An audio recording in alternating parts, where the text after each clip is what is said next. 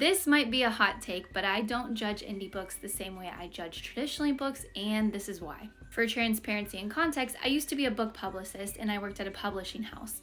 And so I have seen firsthand all of the hands that a book passes through when it goes through a traditionally published process. There are so many editors. First of all, you have an acquisitions editor, whoever signed on the book. It's also been through a literary agent who has probably gone through multiple developmental editing rounds with the author.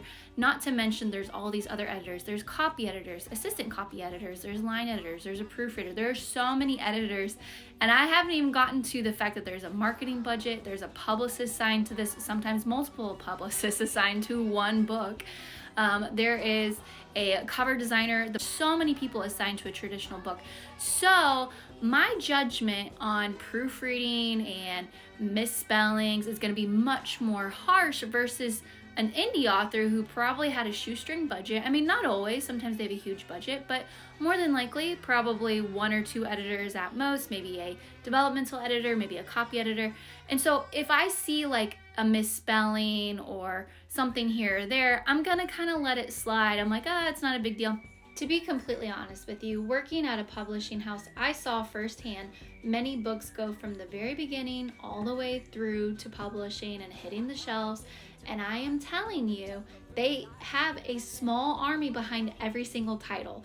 There are so many people assigned and a team supporting each author and each title.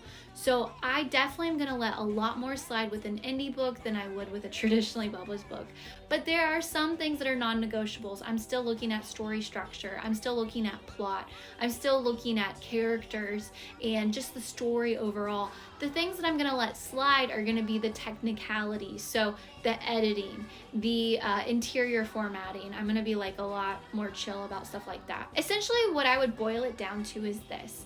When I go to a local mom and pop restaurant in town, my level of judgment's gonna be way more chill because I know this is locally owned, it's a family who's, probably really passionate, does a great job. The cooking's wonderful, but I'm not gonna judge the same way I would when I go to like a 5-star, restaurant with a well-known chef because I know that the standards are different. Now, both could be equally delicious food and I enjoy both of them, but they're just really different and the format is different and the setting is different. And that's exactly how I feel with traditional versus indie books.